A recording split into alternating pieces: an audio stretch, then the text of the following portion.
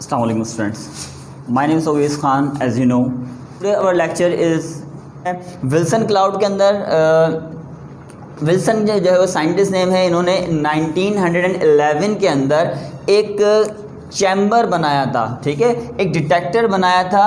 उस डिटेक्टर को डेफिनेटली के नाम से जाहिर है कि उन्होंने डिटेक्टर के अंदर चैम्बर क्लाउड, ठीक है, एक क्लाउड चैम्बर उन्होंने बनाया था, ठीक है ना। उस क्लाउड चैम्बर के अंदर क्या होता है, किस तरह बनेगा, वो मैं आपको कंस्ट्रक्शन में फिगर में समझाऊंगा। तो विल्सन ने 1911 के अंदर एक क्लाउड चैम्बर बनाया, उस चैम्बर के अंदर वो अपना प्रोसेस को परफॉर्म करवाया जिससे पार्टिकल को हम डिटेक्ट कर रहे हैं। तो हम आगे देखते हैं कंस्ट्रक्शन क्या है। कंस्ट्रक्शन पे देखिए बेटा, कंस्ट्रक्शन के अंदर हमारे पास है, सबसे पहले इसके चैम्बर को समझाते हैं चैम्बर क्या चीज़ है। इस चैम्बर के अंदर ये पूरा एक चैम्बर है, ठीक है, दिस वन, ठीक है। इसकी जो सराउंडिंग है, ये जो वॉल्स ऑफ द चैम्बर है, ये मेटलिक वॉल्स हैं, इसकी मेटलिक वॉल्स, ठीक है बेटा। मेटलिक वॉल इस चैम्बर की हो गई, और इस चैम्बर के साथ इस चैम्बर के ऊपर का जो सरफेस है पूरी मेटलिक है। ऊपर की जो सरफेस है, ये जो सरफेस है ये आपकी ग्लास मटेरियल की बनाई गई, ये ग्लास था बेसिकली, ग्लास ऑन टॉप, ठीक है। तो आपके पास क्या हुआ कि एयर टाइट पिस्टन हो गया, चैम्बर हुआ, इसके साथ आपने एक एयर टाइट पिस्टन लगाया। अब पिस्टन क्यों लगा रहे हैं, क्योंकि इसमें एडियाबैटिक एक्सपेंशन परफॉर्म करवाएंगे, तो इसलिए हमने यहाँ पे एक पिस्टन लगाया और इस पिस्टन के ऊपर एक पैड लगा हुआ है, ठीक है। और इस पैड के अंदर, ठीक है, या इस चैम्बर के अंदर हम क्या फिल करेंगे, वो फिल करेंगे अल्कोहल या फिर मिथेनॉल,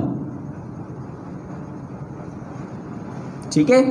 अल्कोहल या मिथेनॉल क्या काम करता है, they are basically volatile substance, ठीक है, जो कि फ्यूम क्रिएट करते हैं, ठीक है।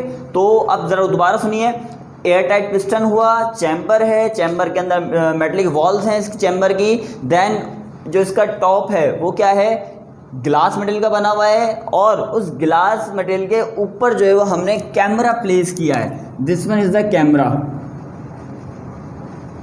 ठीक है। कैमरा क्यों प्लेस किया है, क्योंकि जो इसके ट्रैक्स बनेंगे वो ट्रैक्स जो है वो हम डिटेक्ट कर सकें, वो ट्रैक्स हम देख सकें। तो ग्लास आ गया, ठीक है।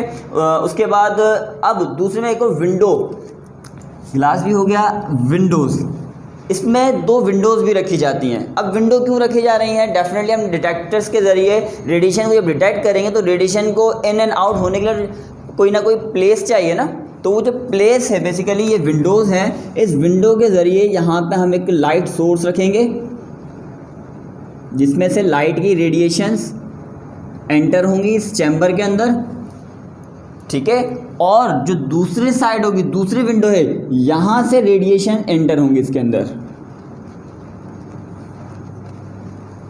ठीक है बेटा। तो ये जो आपके पास विंडोज़ का कॉन्सेप्ट है, जिसमें एक साइड से हम लाइट को शाइन करवाएंगे और दूसरे साइड से हम क्या करेंगे, रेडिएशंस को एंटर करेंगे। लाइट क्यों यूज़ कर रहे हैं यहाँ पर, क्योंकि लाइट इसलिए यूज़ कर रहे हैं कि जब ये रेडिएशंस वहाँ से प्रोसेस के ज़रिए मिक्स होकर जाएंगी या वहाँ पर आइंस क्रिएट करती हुई जाएंगी, क्योंकि हमने कल पढ़ा है रेडिएशंस वो क्या करती हैं, आइंस क्रिएट करती हैं, जिसको हम आयनाइजेशन रेडिएशन कहते हैं। जब ये रेडिएशन आइंस क्रिएट करती हुई जाएंगी तो वहाँ एक इनविजिबल पाथ क्रिएट करेंगी, और इनविजिबल पाथ पर हम लाइट को शाइन करवा कर, लाइट को जब इस पर शाइन करवाएंगे तो उसके ज़रिए वो पाथ या वो जो ट्रैक्स हैं वो हमें विजिबल हो जाएंगे, ठीक है। तो इसलिए लाइट भी ज़रूरी है। यहाँ से आप रेडिएशंस को इमिट आउट कर रहे हो, ऊपर ग्लास लगाया, ग्लास क्यों लगाया, जिससे आप कैमरा के ज़रिए उसको उसके ट्रैक्स को डिटेक्ट कर सको, देख सको। क्लियर, होप कि कंस्ट्रक्शन आपको समझ में आई होगी। उसके बाद सेकंड पार्ट इसका लिक्विड, इसके अंदर क्या फिल किया, मैंने अभी आपको बताया था कि डिटेक्टर्स बेसिकली क्या होते हैं, मटेरियल मीडियम है, तो डेफिनेटली इसके अंदर मटेरियल होगा। अब वो मटेरियल क्या था, उसमें अंदर हमने यूज़ किया लिक्विड, ठीक है। वो लिक्विड क्या यूज़ किया, एयर के साथ हमने इथेनॉल, ठीक है, इसमें कंडेंस एयर मौजूद थी, ठीक है, उस कंडेंस एयर के साथ हमने जो है वो अल्कोहल या फिर हमने उसके साथ मिथेनॉल को रख दिया। अब आप दोनों में से कोई भी एलिमेंट यूज़ कर सकते हो, बस उसके अंदर से क्या होना चाहिए, फ्यूम्स क्रिएट होने चाहिए, जिससे होना क्या चाहिए, प्रिंसिपल में आगे समझाएंगे कि उससे सैचुरेटेड जो आपका मटेरियल है वो सुपर सैचुरेटेड हो जाए। ठीक है, तो हमें अल्कोहल या मिथेनॉल में कोई चीज़ यूज़ करनी पड़ेगी। देन कैमरा मैंने बताया कि क्या करेंगे, कैमरा ऊपर लगाया हमने ताकि इसके पाथ को डिटेक्ट कर सकें। क्लियर। नेक्स्ट चलते हैं इसके प्रिंसिपल की तरफ। प्रिंसिपल क्या है, किस प्रिंसिपल पे काम करेगा। सबसे पहले हम इसमें एडियाबैटिक एक्सपेंशन करवाएंगे। अब ज़रा गौर से बेटा एक बात सुनिएगा, पहले तो आपको मालूम होना चाहिए कि आपने जब रेडिएशन या आइंस इस फॉर्म के ये मैटर पार्टिकल चैम्बर के अंदर जाएंगी, ठीक है, तो जैसे चैम्बर के अंदर जाएंगी उसमें अंदर मैटर मौजूद है, वो मैटर को आयनाइज करना स्टार्ट करेंगी। ठीक है, अब आयंस जब क्रिएट होंगे तो देखिए बेटा, फॉर सपोज ये कोई चार्ज पार्टिकल है, ये एक मटेरियल मीडियम में एंटर हो रहा है। ठीक है, इस मटेरियल मीडियम में जैसे ही एंटर होगा वो आयंस क्रिएट करेगा। आयंस नेगेटिव भी हो सकते हैं, पॉजिटिव भी हो सकते हैं।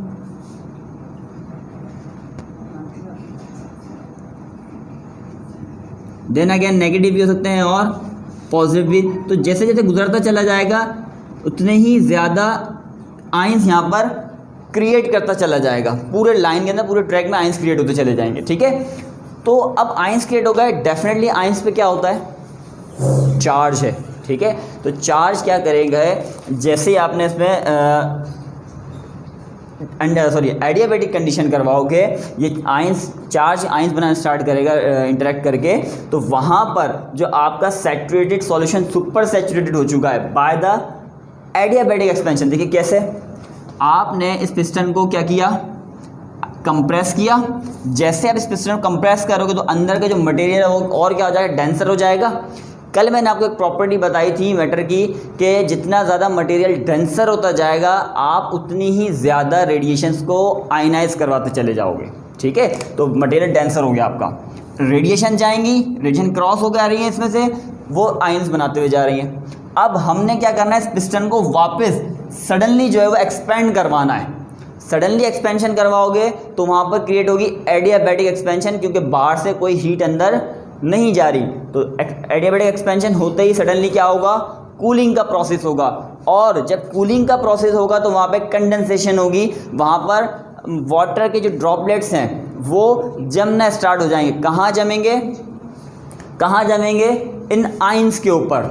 ठीक है, तो इस आयन के ऊपर सबसे ज़्यादा जो है वो हमारे पास ये जो फ्यूम मटेरियल हम कह रहे हैं या लिक्विड मटेरियल हम कह रहे हैं, जो इसमें लिक्विड मौजूद है, वो इन चार्ज पार्टिकल्स के ऊपर क्या हो जाएगा, कंडेंस होना स्टार्ट हो जाएगा। ठीक है, किस तरीके से, जैसे आप अपने रूम में एक ठंडे पानी की बोतल रखें तो सराउंडिंग की जो ह्यूमिडिटी होती है वो एज अ वाटर ड्रॉपलेट उस पर स्टिक हो जाती है, तो ऐसे यहाँ पर भी रिजल्ट आपको मिलेगा। क्लियर। इसी तरीके से जब आप आयंस को किसी हैवी चीज़ को आप कहीं से खींचते हुए लेकर आते हो तो डेफिनेटली पीछे को निशानात रह जाते हैं, जिसको हम कहते हैं रगड़ने के या घसीट के निशानात रह जाते हैं। तो उसी तरीके से जैसे ये चार्ज यहाँ से गुजरेंगे तो वो अपने पीछे से निशानात छोड़ते हुए जाएंगे और उन्हीं निशानात के ऊपर आपको ट्रैक्स मिलते चले जाएंगे। जैसे फॉर सपोज ये ट्रैक्स आपको विजिबल होंगे, ब्लैक या इस तरह मैंने बना रहा हूँ, ये डिफरेंट टाइप के आपको ट्रैक्स नज़र आना स्टार्ट हो जाएंगे। ठीक है, तो ये जो प्रोसेस था आपका, ये प्रिंसिपल आपका जो है वो विल्सन क्लाउड चैम्बर में यूटिलाइज किया जाता है। ठीक है, इसके बाद इसके जो है वो रिज़ल्ट्स हैं, वो रिज़ल्ट क्या है, देखिए जब पार्टिकल बन रहे हैं तो इनकी डिफरेंट मासेस एनर्जी पर डिपेंड करते हैं, चार्ज, मास और एनर्जी पर डिपेंड करते हैं, मैंने कल भी बताया। तो अगर अल्फ़ा पार्टिकल को आप इसमें से स्ट्राइक करवाओगे या अल्फ़ा पार्टिकल को इसमें से इंटरेक्ट करवाओगे तो उसका जो आप ये कहते हैं कि पाथ बनेगा वो एक थिक पार्ट बनेगा या थिक ट्रैक बनेगा उसका इस तरह से, और एक स्ट्रेट लाइन के अंदर बनेगा उसका जो ट्रैक होगा।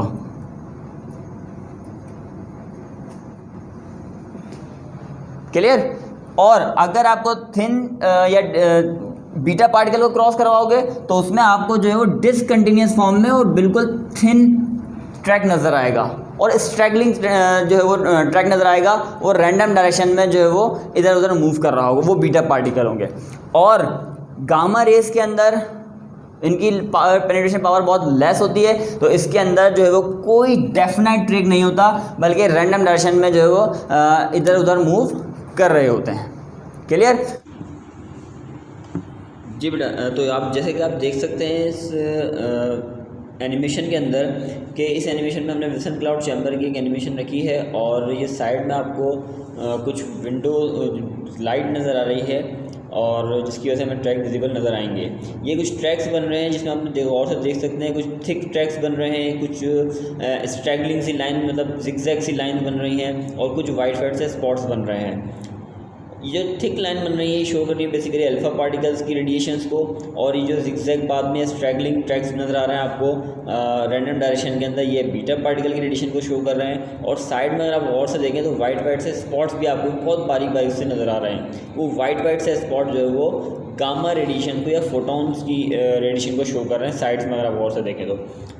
इसके साथ साथ रेडिएशन के अंदर हम और भी बहुत सारी चीज़ें देखते हैं कि जैसा कि ये जो डिटेक्टर है ये हमें the length of the track shows the penetration power and the thickness of the track shows the ionisation power of the radiation. तो इससे हमें आयनाइजेशन एंड पेनिट्रेशन पावर भी मिल सकती है।